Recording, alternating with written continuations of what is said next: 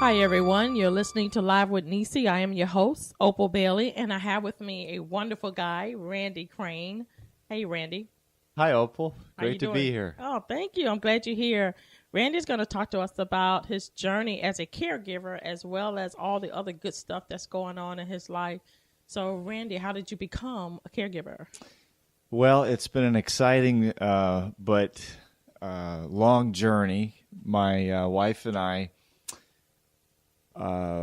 guess about 5 years ago, we bought a house and just was really excited about that. And my parents moved in with us, and they were kind of getting a little older in health and needing some extra care, and so we were there to kind of take care of them. And I've had just a wonderful life with them, being able to just have fun. And my dad retired at 65, and virtually most of their life we were able to spend time and just do fun things. But when they moved in with us, their health was obviously a challenge, both of them. And so we took care of them, and my wife was working at the time. I have had my own business for quite a while, but we took care of them. And it got to a point, though, where their health became more of an issue, and that led into really them needing more full-time care. And so we began to go through a process of giving them full-time care, and it's not that easy because when your loved one needs that care, it limits what you can do. It limits your options. And so we went through a long journey with them through that, but came out on the other side, and everything was well. But it's so we know what it's like to help family members or loved ones that need that care and need someone there with them. Mm-hmm. How did you both handle the transition for being, the husband and wife, now husband and wife, caregivers of your family? How were y'all able to handle the transition together and taking care of your parents? Lots of prayer. Lots of prayer and chocolate. Hey, that'll work. Well, my wife probably had a little bit of a harder time dealing with this because it wasn't her parents.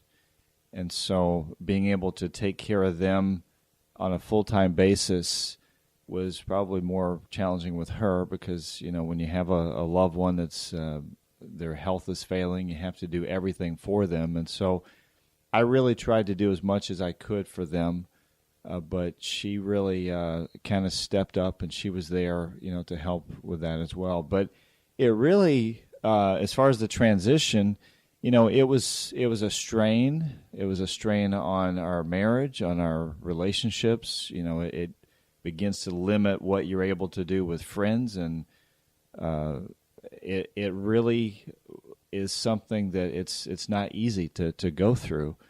I was fortunate to have a business that at that time gave me some freedom and flexibility to be able to be there more, which it really made a big difference. But, we were also hooked into a church that really was there to kind of help us, and that transition, as we started to go through that, there was more and more opportunity for them to reach out and to help us and to see if there was anything we needed or what have you. And so having that community of believers and people, within that church body really made a big difference for us at that point. Mm-hmm. I know that sometimes, as people, we tend to not want to ask for help.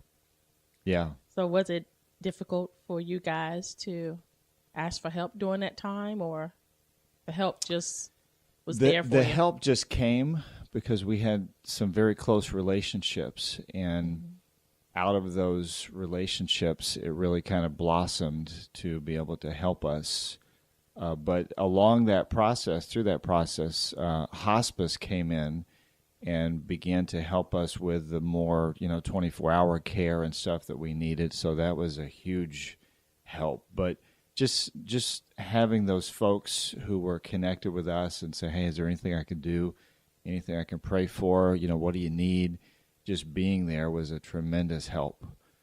So that spiritual aspect was awesome. Awesome.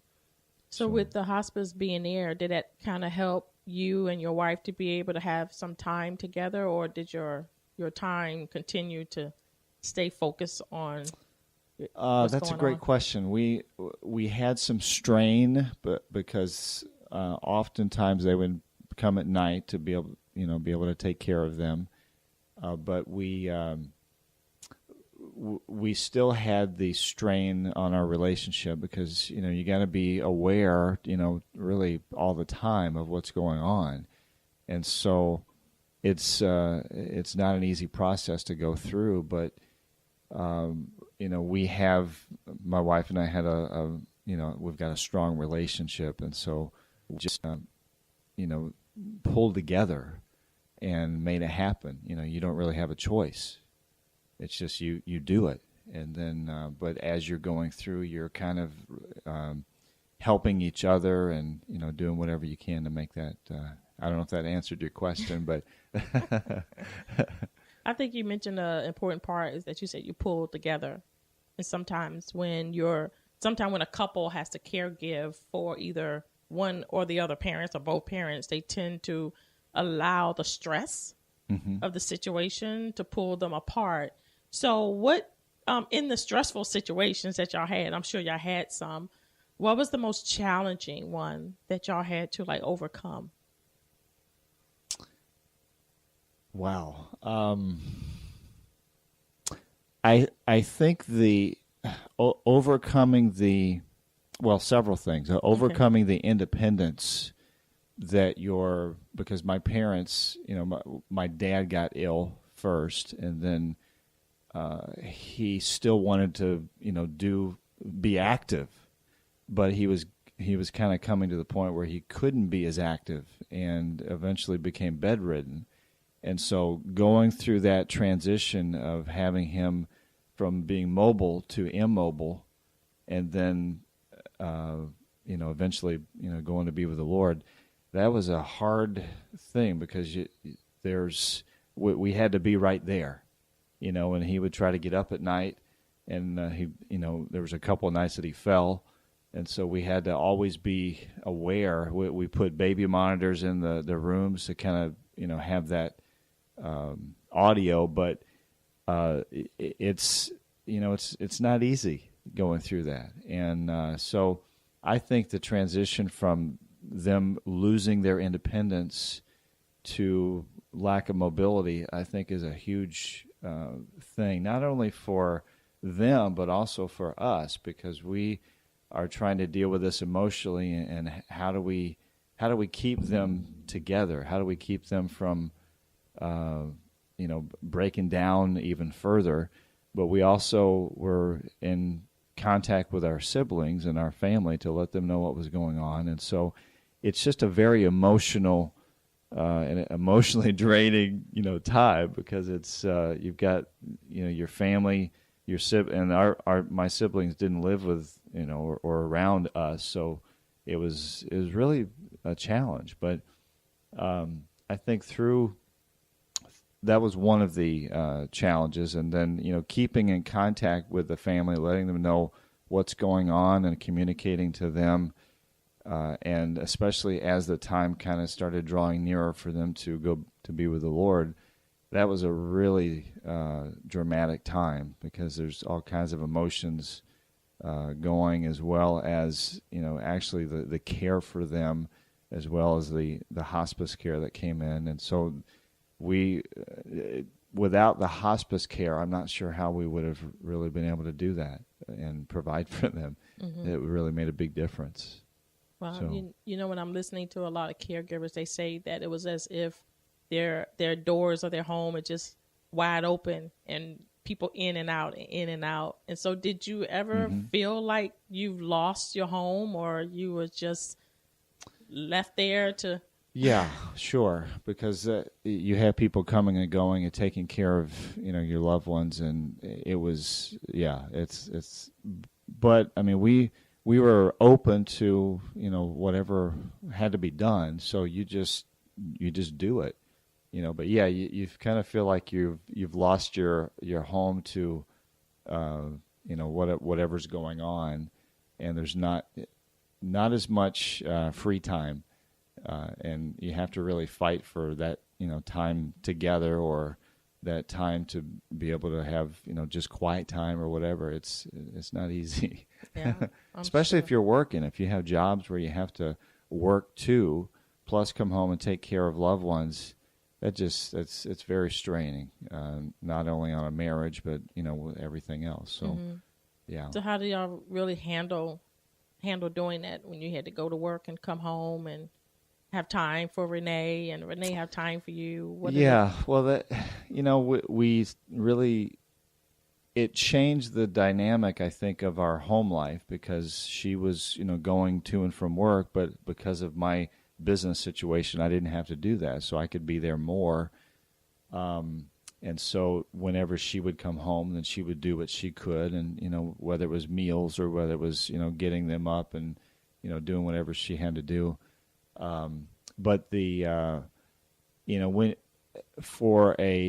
at least in my situation, for a business owner that had the time to be able to do that, it made things a lot easier for me. But yeah, it's just, you just work it out. It's but for those who have a job and they have to come and go, and they have to take care of those loved ones, you have to almost find some other people to help you to take care of things, and that's really where you find out who your true friends are, and who's there's a lot of people. We have a Facebook full of friends, but try to 2 o'clock in the morning, try to say I'm stuck on the side of the road, and you'll see really who your friends are. Very limited. I like this, but when the rubber meets the road, you really find out who is committed and who's there to help you. But it was pretty challenging for probably a couple years. We went through that. So what are some of the things that you and Renee had done to kind of keep the spark, keep the fire, keep the love and the teamwork together? I mean, as far as like activities, did you read to each other? What are some of the things that y'all done to? Well, our faith really played a big part in that, because we knew that God was in control, and we knew that when our parents, left this earth, that they were going to be with Him and spend eternity with Him. So that was comforting. But we enjoy reading, and we enjoy taking walks together, and we lived in an area where it was right on a canal, but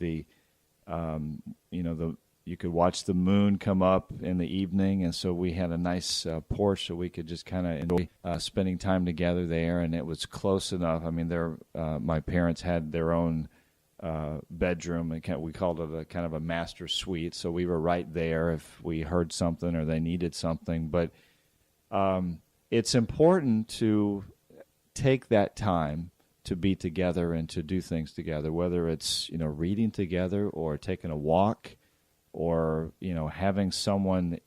As my parents started getting more ill and needing more help, it was great to have our other siblings that could come in and help, or hospice care, so that we could go out. Maybe we could go out and have a meal together, or go out and if we had to do some shopping or whatever, that had to be planned. So as that